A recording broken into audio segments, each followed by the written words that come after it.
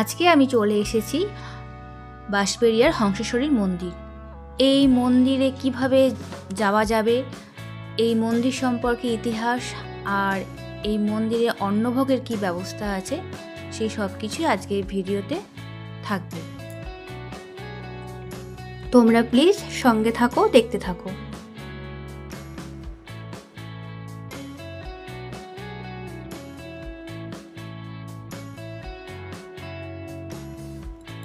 নমস্কার বন্ধুরা, আশা করি তোমরা সবাই খুব ভালো আছো আর আমিও ভালো আছি। আজকের এই হংসেশ্বরী মন্দিরের ভিডিওটা তোমরা দেখতে থাকো, আশা করি তোমাদের ভালো লাগবে। বন্ধুরা, যেহেতু আমি ব্যারাকপুর থেকে যাচ্ছি, তাই ব্যারাকপুর থেকে লঞ্চঘাট পেরিয়ে আমি শেওড়াফুল স্টেশনে এসে ব্যান্ডেল লোকাল ধরে হুগলি স্টেশনে এসেছি। হুগলি স্টেশনে এসেছি এই কারণেই, কারণ আমি এখান থেকে অটো করে যাব বাঁশবেড়িয়ার খামারপাড়া বকুলতলাতে, কারণ সেখানে আমার মামার বাড়ি, তাই আমি আগে সেখানেই যাচ্ছি। হাওড়া থেকে এই মন্দিরে আসতে গেলে হাওড়া থেকে কাটোয়া লোকাল ধরে বাঁশবেড়িয়া স্টেশনে নেমে সেখান থেকে টোটো বা অটো করে যাওয়া যায়। তবে টোটো করে যাওয়াই ভালো, কারণ টোটো একদম মন্দিরের সামনেই পৌঁছে দেয়।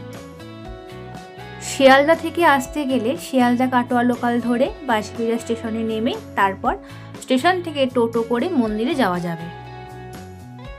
আমি সন্ধেবেলায় মাসিদের সাথে হংসেশ্বরী মন্দিরে আসলাম। খামারপাড়া বকুলতলা থেকে আমরা টোটো করে এই মন্দিরে আসলাম। এইবার আমরা জুতো খুলে মন্দিরের ভেতর প্রবেশ করছি।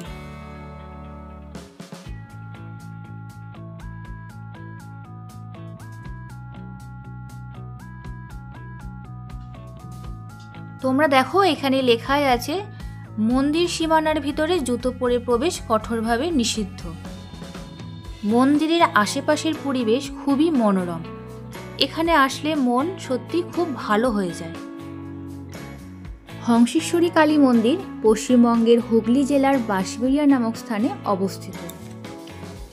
রাজা নৃসিংহদেব 1799 খ্রিস্টাব্দে হংসেশ্বরী কালী মন্দির নির্মাণ শুরু করেন এবং তার মৃত্যুর পর 1814 খ্রিস্টাব্দে তার বিধবা পত্নী রানী শঙ্করী এই মন্দির নির্মাণ সম্পন্ন করেন। এই মন্দিরে 13টি রত্ন ও মিনার, প্রতিটি প্রস্ফুটিত পদ্মের মতো নির্মিত। মন্দিরের গর্ভগৃহের উচ্চতা 70 ফুট। গোলাকার বেদির ওপর পাথরের তৈরি শিবমূর্তির নাভি থেকে নির্গত প্রস্ফুটিত পদ্মের ওপর দেবী হংসেশ্বরীর মূর্তি এখানে নির্মিত। হংসেশ্বরী দেবী মূর্তি কাঠের দ্বারা নির্মিত। দেবী মূর্তি নীলবর্ণা, ত্রিনয়নী, চতুর্ভুজা, খড়গধারিণী ও নরমুণ্ডধারিণী। ভারতীয় পুরাতত্ত্ব বিভাগ এই মন্দিরের দেখভালের দায়িত্বে রয়েছে। তাদের মতে এই মন্দিরের কিছু অংশ ইট আর কিছু অংশ পাথর দিয়ে তৈরি। এই হলো এই মন্দিরের ইতিহাস।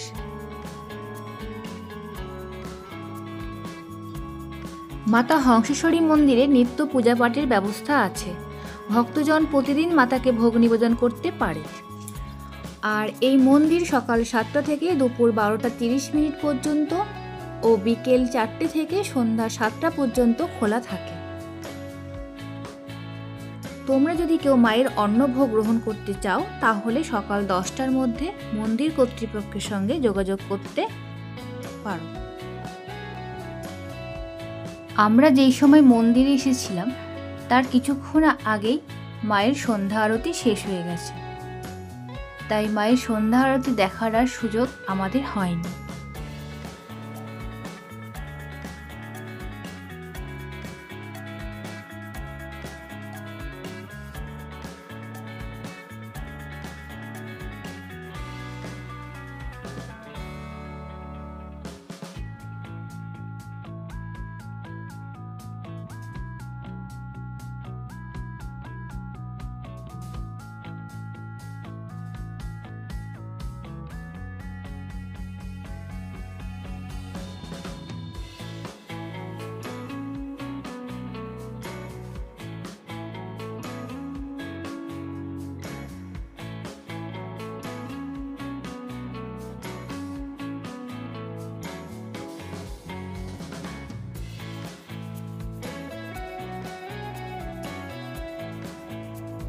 হংসেশ্বরী মন্দিরের সম্পূর্ণ ইতিহাস জানার জন্য এখানে বই রয়েছে, তোমরা এখান থেকে সেই বই সংগ্রহ করতে পারো।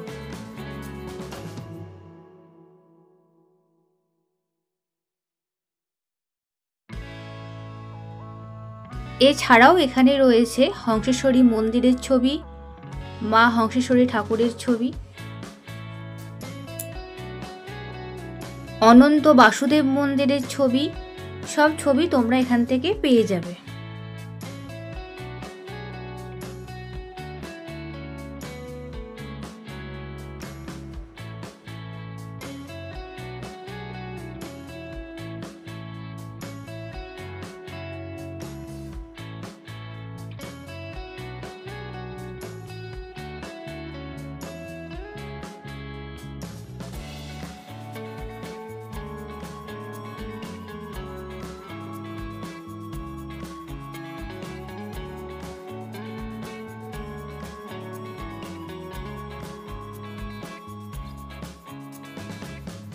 মন্দিরের সামনে বেশ অনেকটা জায়গা রয়েছে, সেখানে আমরা সবাই মিলে বসে গল্প করছিলাম।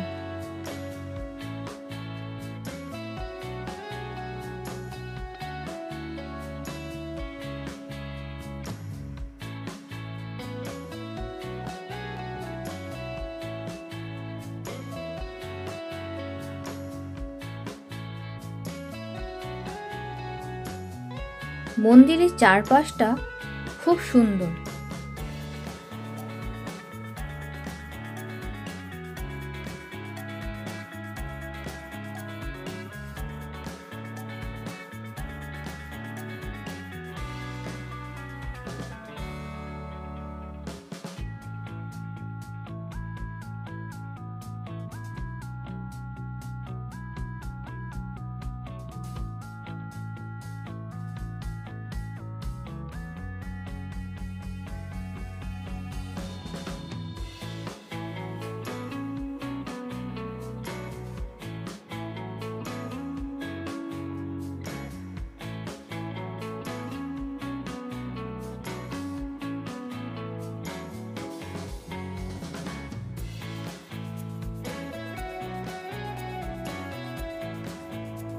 মন্দিরের দুপাশে রয়েছে দুটো বড় বড় শিবলিঙ্গ।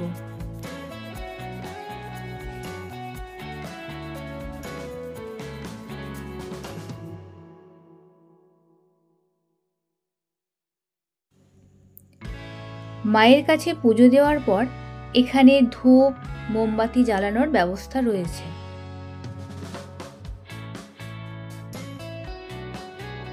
বন্ধুরা তোমরা দেখো, ওই পাশে একটা শিবলিঙ্গ আছে আর এই পাশেও আর একটা শিবলিঙ্গ রয়েছে। বন্ধুরা তোমরা দেখো, মায়ের মন্দিরের সামনে এই খোলা জায়গাটাতে সবাই বসে গল্প করছে আর বাচ্চারা খেলা করছে।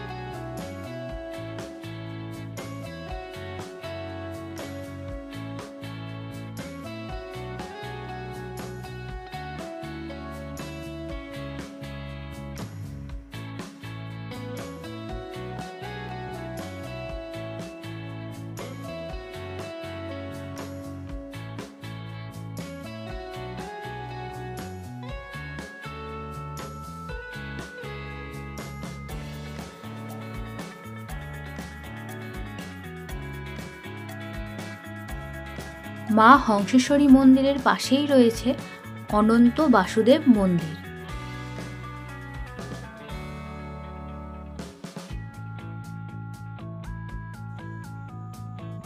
এই হচ্ছে অনন্ত বাসুদেব মন্দির।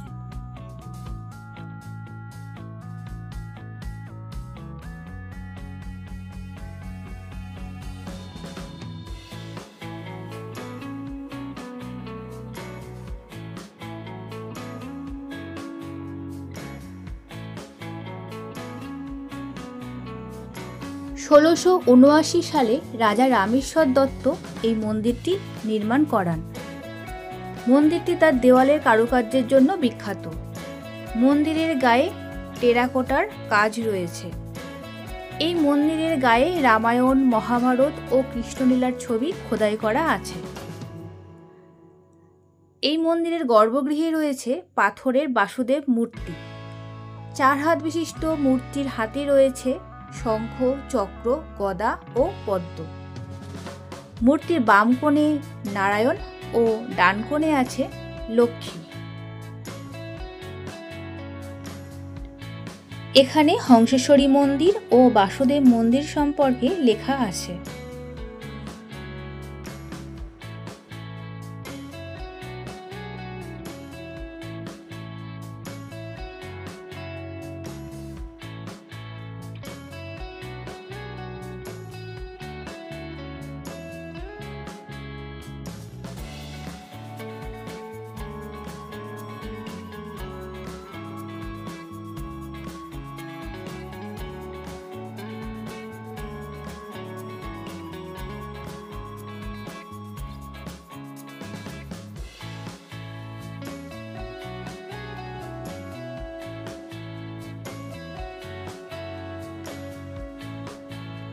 মন্দিরের পাশে রয়েছে রাজবাড়ি।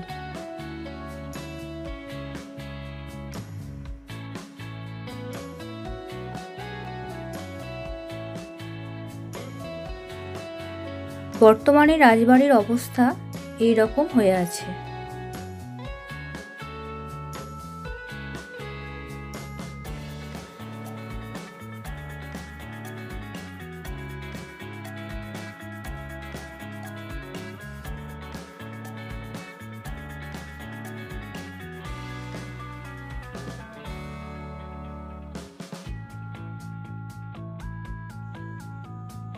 বন্ধুরা, হংসেশ্বরী মন্দিরের এই ভিডিওটি তোমাদের কেমন লাগলো অবশ্যই কমেন্ট করে জানিও। আর এই ভিডিওটা যদি তোমাদের ভালো লেগে থাকে তো প্লিজ লাইক শেয়ার করে দিও। যারা এখনও আমার বন্ধু হওনি, আমার চ্যানেলটিকে সাবস্ক্রাইব করে আমার পাশে থাকার জন্য তাদেরকে অনুরোধ রইল। বন্ধুরা, আজ এই পর্যন্তই। আবার দেখা হবে অন্য কোনো দিন অন্য কোনো নতুন একটা ভিডিওর সাথে। তো তোমরা খুব ভালো থেকো, সুস্থ থেকো, কারণ জীবন একটাই। টাটা।